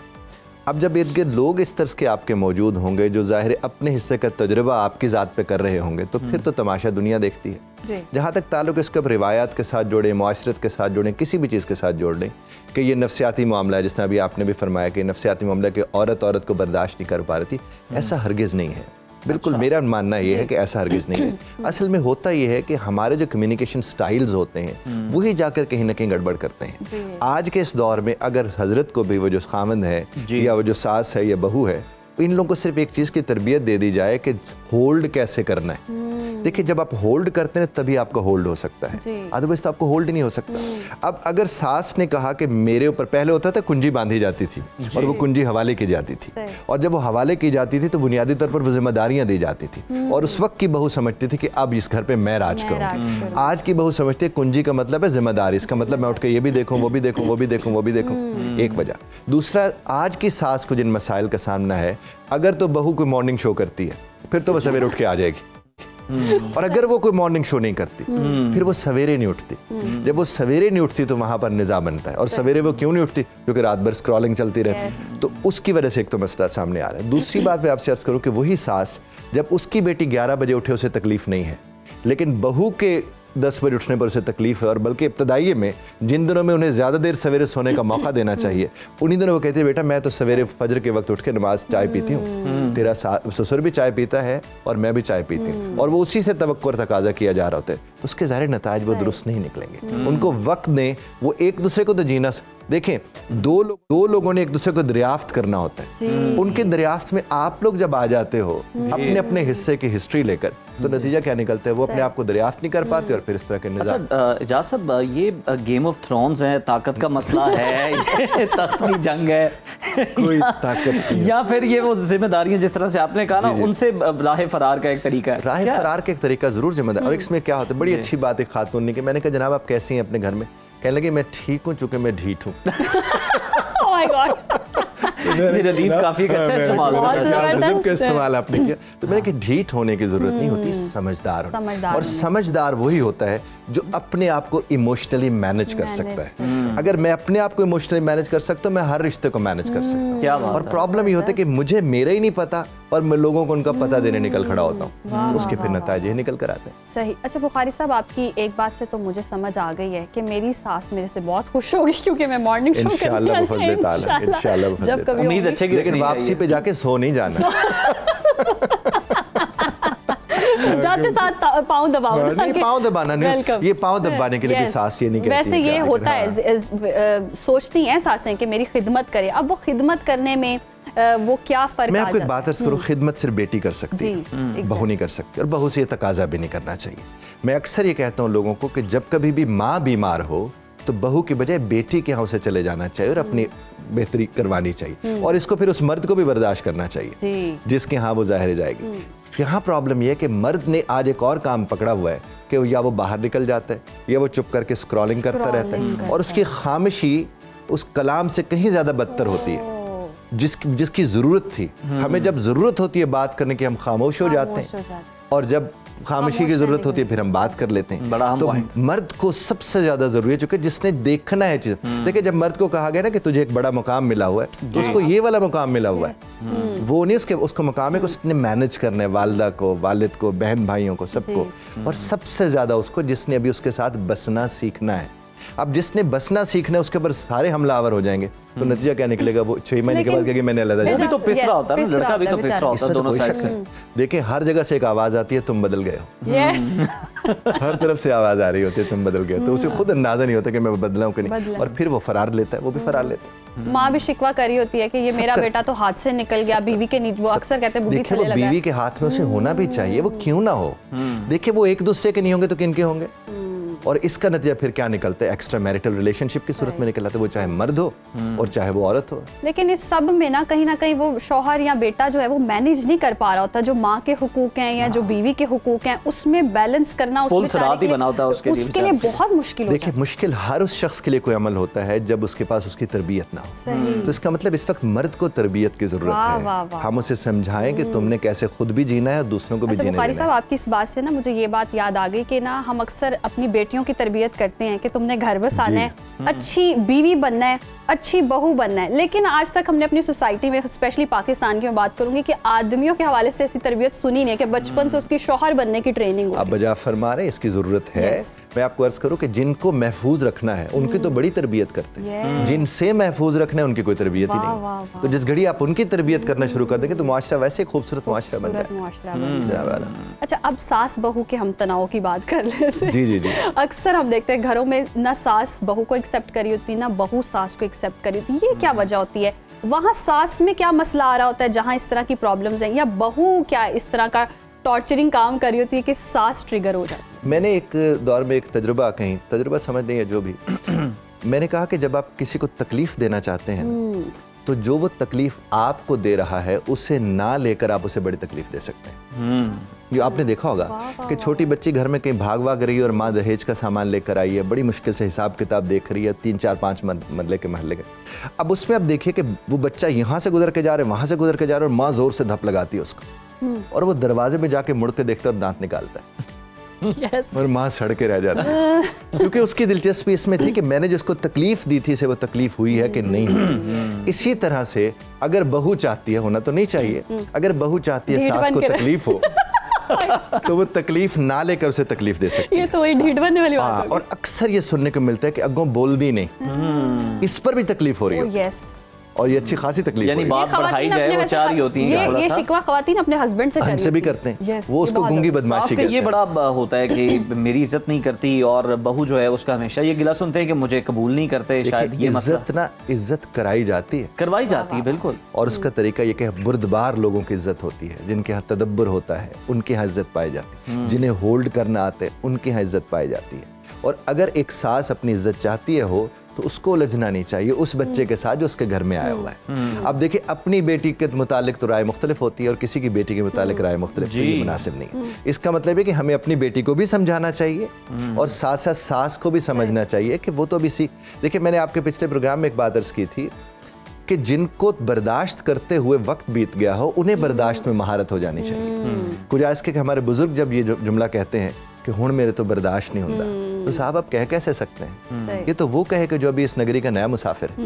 वो जो पुराने लोग हैं उनको तो बर्दाश्त करते करते इतने बरस बीत गए। अच्छा बुखारी साहब, ये भी होता है, एक किस्सा ही है, बहुत सारे इस तरह के तो खैर हम सुनते हैं। हाउस हेल्प हमारी थी और वो आई और उन्होंने कहा जी मैं उदो तक सुकून नहीं लेंदी जब तो मेरी सास मैंने फेंटा नहीं लगा। इस तरह की भी होती है कुछ। ये मेंटली अनहेल्दी लोग हैं, मेंटली ये हेल्दी लोग नहीं होते हैं, और ये कहने की बातें बाहर जाकर और होती हैं, लोगों को बताने सुनाने के लिए ऐसा हरगिज नहीं होता। फेंटे फूंटे कभी लगते होंगे, आजकल कोई फेंटे फूंटे नहीं लगते।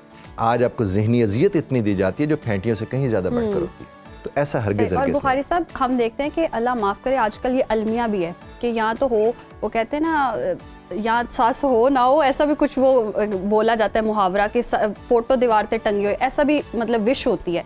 तो अल्लाह माफ़ करे ऐसी भी कोई ख्वाहिश रख के लड़कियां ज्यादातर लोग तो देखें जब आप अपने बेटे का रिश्ता ढूंढने जाते हैं तो भी आप इन चीज़ों को देखें। और बेटी दे तो ख्वाहिश ही होती है कि बस माँ बाप हो ही ना, बहन भाई भी कोई ना, अकेला लड़का हो। हालांकि वो ज्यादा तकलीफ दे होता है। मैं आपको बताऊं, ये जब अकेले लेके मर्द होते हैं ना, ये चीख चिल्ला सकते हैं। जॉइंट में चीखने चिल्लाने से थोड़ा जिगरा चाहिए होता है। बिल्कुल, आप ये न्यूक्लियर और जॉइंट फैमिली की आप बात कर ही रहे हैं, तो अलग रहने से रिश्ते में बेहतरी आती है मियाँ बीवी के, या फिर जॉइंट फैमिली और न्यूक्लियर फैमिली जो है ये बेहतर रहती है? देखिए जिन्हें रहना आता है ना वो कहीं भी रह सकते हैं। हमारा प्रॉब्लम ये है कि हम फरार को हल रह तो लेते हैं, लेकिन जो सामान हम रात को मंगवा रहे होते हैं वो छुपाना बड़ा मुश्किल होता है। ये तो मैंने आपसे अर्ज किया, वो अक्सर पकड़ा जाता है, रास्ते में पकड़ा जाता है, सबूत तो रह जाते हैं ना। ये तो बात बजा, वो तो आप बात बजा। देखिए छुपाना क्यों पड़ता है, इस पे गौर की जरूरत है। जब आप इसके ऊपर गुफ्तगू कर लेंगे कोई नहीं छुपाना तो बेचारा नहीं मैनेज किया, इतना खर्चा नहीं उठा सकता ना। 3 बर्गर 4 बर्गर कैसे लाए, एक बर्गर खिलाना। इसी को बैठ के कम्युनिकेट करते हैं। देखिए जो आपकी डाइनिंग टेबल होती है वो बेहतरीन वक्त होता है कम्युनिकेट करने का। उन्हें बताया जाए ये मेरा बजट है, ये मेरी जरूरतें हैं, ये मेरी ख्वाहिशात हैं, मुझे इसके मुताबिक जिंदगी गुजारनी और मैं आप सबके इल्म में ला, कोई नहीं छुपाना पड़ेगा। लेकिन हमारे छुपाना पड़ेगा। ये भी तो कहते हैं ना कि बड़ी उम्र के लोगों को समझाना भी बड़ा मुश्किल होता है। बिल्कुल ऐसा बच्चे हो जाते हैं। बिल्कुल ऐसा नहीं है। देखिए जिसको नहीं मेरी जान, जिसको समझाना आता है, जिसको समझाना आता है ना, वो कुछ भी समझा। कम्युनिकेशन अपनी बेहतर करें। असल में बात ही कम्युनिकेशन की। अच्छा बुखारी साहब एक ये चीज भी है कि ना सास भी कभी बहू थी, ऐसा भी हमने देखा है, और वो जो टॉर्चर बर्दाश्त नहीं अल्लाह, और वो जो टॉर्चर बर्दाश्त करती आती है, वो कहती है अब मैं चुन चुन के बदले लूंगी, मेरी वो आगे जाकर वो चीजें ट्रांसफर होती हैं। देखिए ये भी कहने की हद तक एक बात है कि शायद वो इतना पाल लेती है उस ट्रॉमा को, हर वक्त तो वैसा नहीं करती ना। देखिए उसके 4-5 लम्हात ऐसे जिसको हम प्रोजेक्ट करते रहते हैं, ऐसे नहीं, उसके अलावा वो सोचती भी बहुत है, वो देखती भी बहुत है। सबसे ज्यादा मर्द जिम्मेदार है जब कम्युनिकेशन स्टाइल को ठीक करेगा, सबको बराबर सुनेगा और झूठ नहीं बोलेगा, धोखा नहीं देगा, जो कि वो नहीं बच सकता, जिससे मामलात बेहतर होना शुरू हो जाए। अच्छा बुखारी साहब ये हम चाहते ही क्यों है कि सास जो है हमारी माँ की तरह बने? वो सास एक अलग रिश्ता है, माँ और सास चाह रही होती है कि जो मेरी बहू है वो बेटी की तरह बने, हालांकि सास बहू एक अलग रिश्ता, उनको वैसे क्यों एक्सेप्ट नहीं किया जाता? देखिए की तरह होने और होने में फर्क होता है। बहन की तरह है और बहन है में बहुत फर्क होता है।